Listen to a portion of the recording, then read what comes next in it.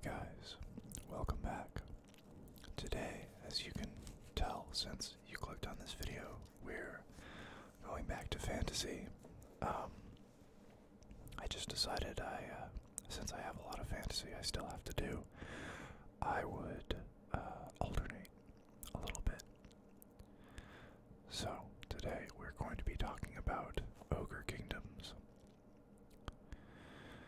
And ogres are nothing if not big and brutish. They first arrived from the east, stomping as they came. They spread across the world, heedless of borders, barging through even hostile territory as if they already owned it. Although they have established kingdoms in the mountains of Morn, they wander where they please, extorting what they want and taking by force all that isn't freely given. They war constantly, not out of malice, but for profit and sustenance, for such are the rights of the powerful and strong. They are the ogres, and to stand before their collected might is to confront a landslide. Ogres. Ogres are large, loud creatures that go out of their way to make a formidable impression. Even in a violent world used to constant warfare, it is hard not to be in awe of a creature that can smash a man's ribs and send him flying through the air with a single swipe of an iron-bound club. Though if raw strength alone isn't enough to cause a stir, the sight of an ogre reaching out a meaty hand to lift up and consume his recently broken victim in great, greedy bites is sure to register horror in all but the boldest of hearts. The first thing anyone notices about ogres is how big they are. A full-grown ogre stands nearly twice as tall as a man and several times as wide. Those who deal with ogres find they chiefly exhibit two distinct expressions, that of glum intimidation and a sinister grin, which is far worse. Aside from rancid meat breath that can startle a dwarf sober, ogres have flat, overlapping teeth that are unusually strong. They can bite through the bark of a sturdy Drakvald oak as easily as if it was the skin of a roast chicken. When an ogre grins, it has little to do with mirth and everything to do with showing the victim what is going to happen next. Guts and glory. There is little that ogres cannot eat, and their large guts attest to this. To ogres, a gut is of utmost importance to its owner, socially, physically, and even spiritually. Not only are an ogre's vital organs situated deep within his belly, but the gut is also a status symbol that declares wealth and power.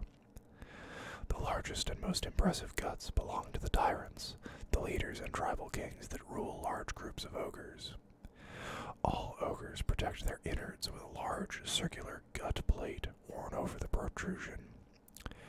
These are usually made of metal beaten into shape, but poor ogres are known to use hide skins, cast off cart wheels, or even ones made of bone. While ogres are undeniably fat, underneath all that blubber resides massive slabs of pure muscle. Their thick arms end in great ham-fisted hands that wield large clubs with lethal ease. An ogre's legs are stout and tireless, all the better to carry such a lumpen frame. With thick skin as resilient as cured leather, ogres can survive cold environments and are extremely tough, able to shrug off minor wounds. For this reason, only the richest and most elite ogres bother with armor beyond their gut plates, and instead stride to battle bare-chested. It is common amongst many tribes to tattoo themselves or daub themselves with war paint, although, as ogres are not hygienic in the least, it is hard to distinguish what is tribal marking and what is post-dinner gristle. Might makes right. A lone ogre is capable of besting a dozen men in a fight, and a dozen ogres can overwhelm a village of men and eat the better half of its defenders. A whole army of ogres, however, is something else altogether. Each ogre regiment is a sweaty, bellowing mass that builds up fearsome momentum that slams home like a ton of bricks. an army made up of many such regiments, and it hits like an avalanche, a great, sweeping wave of crushing destruction. But ogres do not stomp to war by themselves. They bring with them lumbering cave creatures, hairy and long-tusked monsters from the wild mountains, and all manner of ferocious beasts. The reason ogres find warfare so much to their liking is that they crush and conquer their way across the land.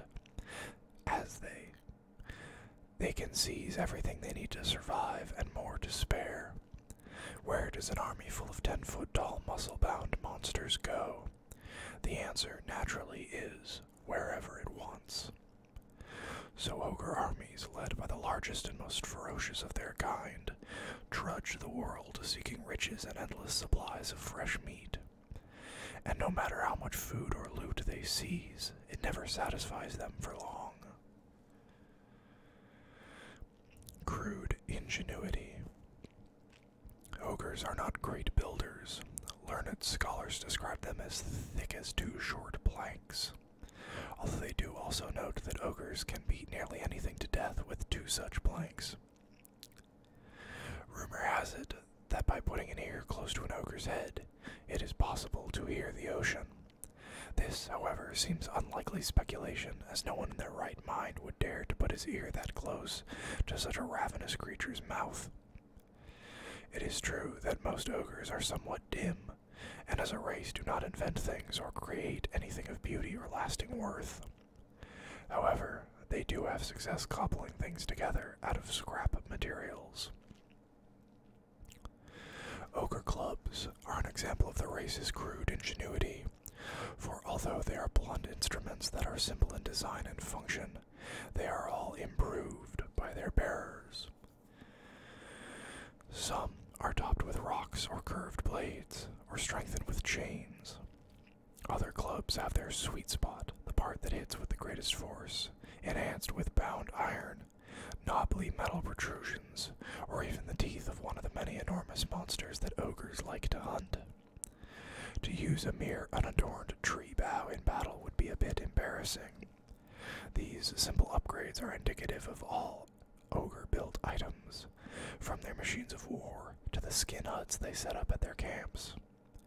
The ogre's quick and ready ability to use natural resources, mixed with whatever scrap or war detritus is at hand, has come from their roving ways and the inhospitable terrain in which they periodically settle. Wanderers far and wide. Ogres are restless creatures, and their tribes are nomadic, ready to move camp at the drop of a well-gnawed bone.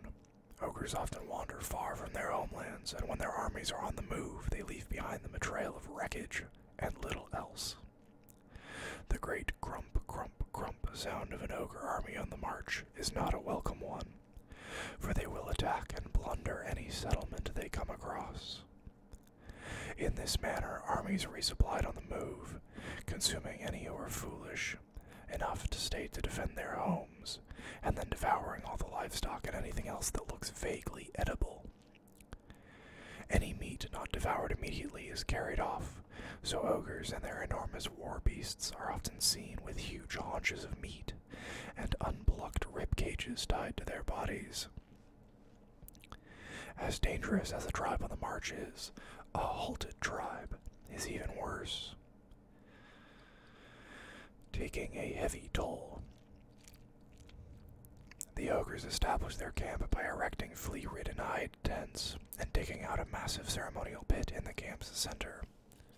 Then it's time to get down to business, and business for ogres means either intimidating others into giving them food, or waging war to take what they want.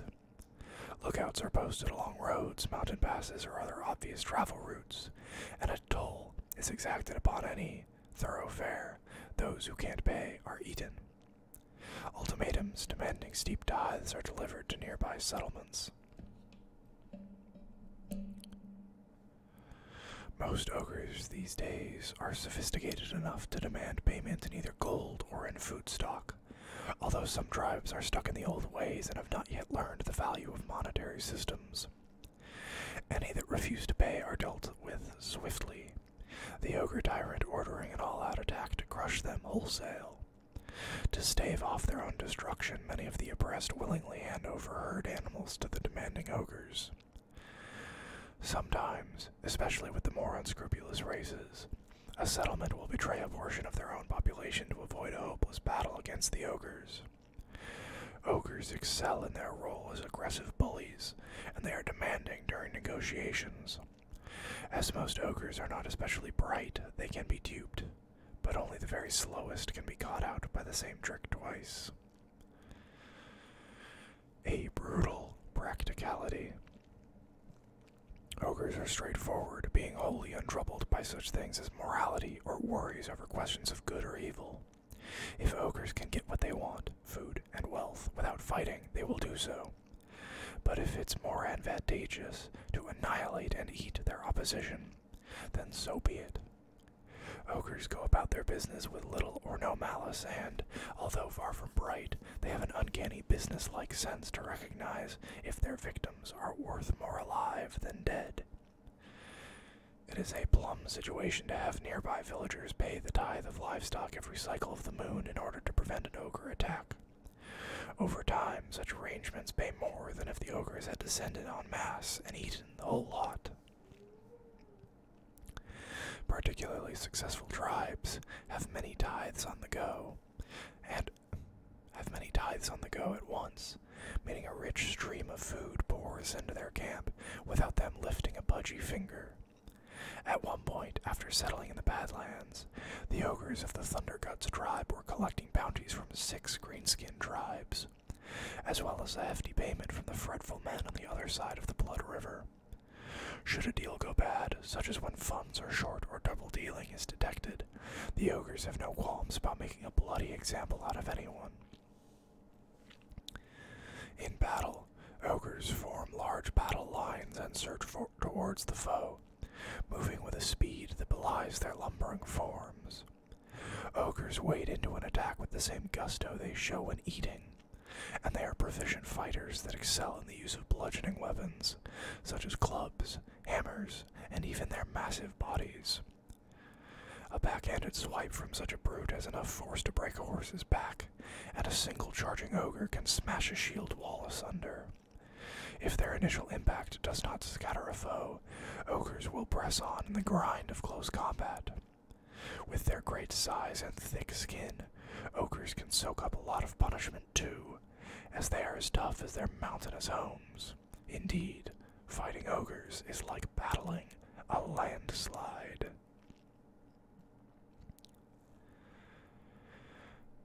And we are going to stop our video here for today. I think ogres are really interesting. I seem to have been